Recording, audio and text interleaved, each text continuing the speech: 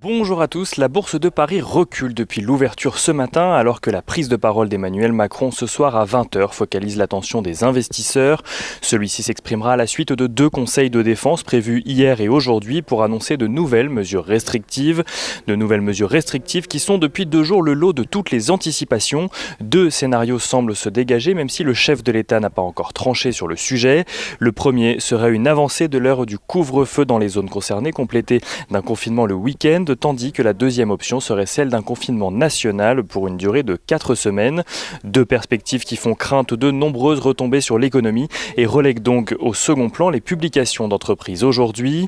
Aux États-Unis, tout d'abord, Microsoft a publié dans la nuit ses résultats trimestriels, des résultats supérieurs aux attentes portées notamment par son activité cloud.